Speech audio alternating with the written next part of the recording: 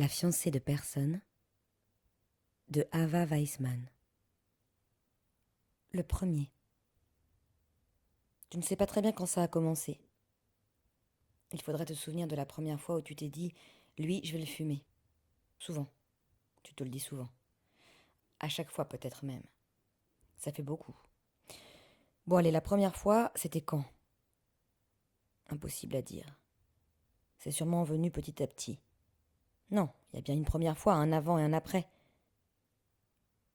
Tu as l'image du liquide chaud sur la peau. Souvent c'est dans l'obscurité. Le rouge vire au noir. Pas simple à voir. Le sang coule le long du corps. Pas toujours la même partie du corps. Tu mélanges tout. Qu'est-ce que ça peut foutre? Le corps qui est là maintenant à se vider de son sang, t'as pas besoin de lui asséner de coups de coupe-ongles. D'habitude, tu te sers du petit ustensile pour enlever les cuticules, avant de mettre ton vernis, après la base de vernis et avant le protège-vernis.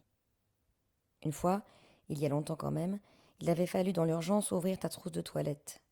C'était peut-être ça la première fois. Chercher ledit coupe-ongles parmi tout ce qui se trouvait là. Tampons hygiéniques, liquide hydroalcoolique, divers médicaments, rouge à lèvres et autres baumes à lèvres. Dans la précipitation, tu avais tout sorti. Il avait fallu s'en remettre au coupe-ongles. Sortir le très petit ustensile à cuticule et taper. Viser juste. Ne pas se manquer. Taper encore, encore et encore. Il y avait eu un article dans le Parisien. 7 coups en plus d'une large partie du membre viril arraché. Tu te souviens pas des 7 coups? Tu te souviens du goût mêlé du sperme et du sang, et du bout de bite qui te reste dans la bouche. Ça doit être ça la première fois, le début de tout. Mais tu t'étais dit, c'est pas la bonne solution. Le type s'était débattu, il avait hurlé, il y avait même eu une bagarre. Il t'avait frappé, repoussé violemment, élan désespéré. Tu avais comme volé hors du lit.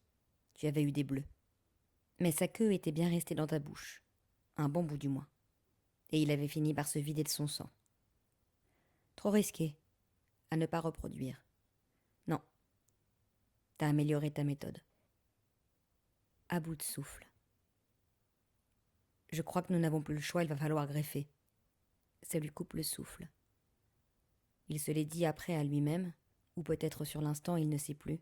Il se l'est dit donc que non, ben non, il ne s'y attendait pas. Même si son cœur, c'est pas comme s'il y faisait attention, comme s'il le ménageait. Parce qu'on lui a dit oui, on lui a dit, et depuis longtemps, que bien sûr, il pouvait continuer à fumer 2 paquets par jour, à boire du matin au soir, jusqu'à sombrer dans un état inconscient, ramené on ne sait comment dans son lit, parce que c'est sûr, la plupart du temps, le matin au réveil, il ne sait plus comment il s'est couché. Donc oui, il pouvait continuer parce qu'on meurt assez souvent de ses excès, et que c'est une bonne technique pour mourir jeune, lui avait dit le cardiologue, il y a quelques années. Oui, quelques années. Le problème, il avait ajouté le médecin, c'est que c'est pas 100% efficace parce que non seulement on ne meurt pas forcément de ses excès, et surtout même, il avait précisé, pas forcément vite. En revanche, il avait dit, prévenu même, mis en garde pour ainsi dire, que la vie pouvait être dégradée, qu'il pouvait choisir l'hospitalisation régulière en passant par les urgences à la sortie d'un camion de pompiers, prendre un abonnement en cardiologie. On lui octroierait une chambre où il pourrait accrocher des photos encadrées de ses proches. Il pourrait même prendre son chien avec lui. Si, le cardiologue lui avait dit. Ce qu'on appelle un choix de vie. Il avait été ironique. Et l'ironie, ça fonctionne normalement avec lui. Mais là non, ça n'avait pas fonctionné. Enfin si, un peu. Il avait souri. Il avait répondu oui, oui, c'est vrai, en éprouvant l'espace d'un instant, fugace instant, des remords à l'égard de lui-même. Il s'était senti, en fond un peu balourd, grondé par la maîtresse pour avoir mangé tous les bonbons de la kermesse, sans pouvoir contester la réalité du fait, parce que les bonbons, quand on en a plein la bouche, eh bien ça se voit. On ne peut pas les faire disparaître en les avalant d'un coup. C'est pas possible parce qu'il y en a trop. Il avait donc pensé, comme la conclusion soudaine à un long et laborieux parcours, fatigué et honteux, choyons la vie, c'est vrai. Cette opportunité magnifique de mener une existence à l'émerveillement sans cesse renouvelé. Il avait eu un peu honte aussi de solliciter malgré lui autant d'attention, alors que dans l'entreprise de saccage de son propre corps, en réalité il n'avait besoin de personne. Et puis rien n'avait changé. Proie facile. Donc le type qui est là maintenant à se vider de son sang, tu l'as rencontré dans le train qui t'a ramené à Paris tout à l'heure. Il était debout dans le couloir. Il attendait quelque chose ou quelqu'un, ou peut-être qu'il voyageait dans cette position. Toi, t'allais prendre ton café au bar, comme toujours quand tu prends le train. Tu l'as vu tout de suite, pas très grand, assez petit même, mais pas totalement dégueu. Le regard de vainqueur qu'il a posé sur toi. Tu l'as pas loupé ce regard. Il a pris direct un 7 sur 10 sur ton échelle de connard. Bim. Tu as fait celle qui esquive ses yeux, et lorsque tu es passé devant lui, tu as dû te mettre de profil pour te frayer un passage entre lui et la paroi du train. Il ne s'est pas poussé pour te laisser passer.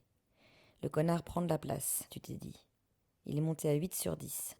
Tu as accentué ton mouvement pour allonger le cou et faire ressortir ta poitrine. Créer le contact comme par accident. Et il y a eu un virage, vers la droite. Tu t'es laissé tomber sur lui, le virage était long et marqué. Tu ne t'es pas tout de suite redressé, comme si tu n'y arrivais pas. Donc tu es resté contre lui quelques secondes. Il a pu sentir la forme de tes seins, deux excroissances bombées et serrées contre lui. Allumer le connard, toujours l'air de rien. Il a pu respirer ton parfum, l'argent que tu peux foutre dans les parfums. Il a senti tes cheveux contre son visage, les onguents que tu peux foutre dans tes cheveux, et son visage tout près. Il avait pu voir le détail de ta peau. L'argent que tu peux foutre dans les crèmes, les huiles magiques, les élixirs prodigieux et tous ces trucs à la con. Tu l'as laissé sentir ton parfum derrière la cosmétique, l'odeur de ta crème capillaire bio ou karité. Tu t'en masses les cheveux après chaque shampoing. Tu as vu ses yeux en érection, le sexe bien implanté dans le cerveau. T'inquiète, tu mettras ta queue où tu voudras. Tu lui as dit ça avec le regard. Et tu l'entends se dire quelque chose comme open bar, mon pote. Au bout de quelques secondes, tu t'es redressé comme par un gros effort. Tu t'es confondu en excuses. Confondu comme le font les gens qui se confondent. Bredouiller des bouts de son embourbés dans une bousculade de phrases. Désolé, c'est que, pardon, mais excusez-moi, la voix de quelqu'un s'envoie. C'est bon signe, il s'était dit. Faible, elle est faible. C'est bien, c'est mieux. Et c'était fait. Dans le piège. Un peu plus tard, il t'a retrouvé au bar. En réalité, il t'y a suivi. Il s'est assis un peu derrière toi, en se disant on ne sait jamais, on verra bien. Les femmes avaient-ils sûrement pensé ont l'habitude d'être abordées, sollicitées par des hommes comme moi. Ni beau ni laid. Non, plutôt laid que beau. Qui gagnent par leur charme, leur humour sûrement. C'est important l'humour, surtout quand on n'a rien d'autre. Donc, être discret. Amener les choses de manière naturelle. Il s'est installé dans ton champ de vision avec son café. T'as fini par laisser aller ton regard jusqu'à croiser le sien, il t'a souri tout de suite. Et toi, tu as faim d'être mal à l'aise. Esquisse de sourire et regard au sol. Timide, il s'est dit.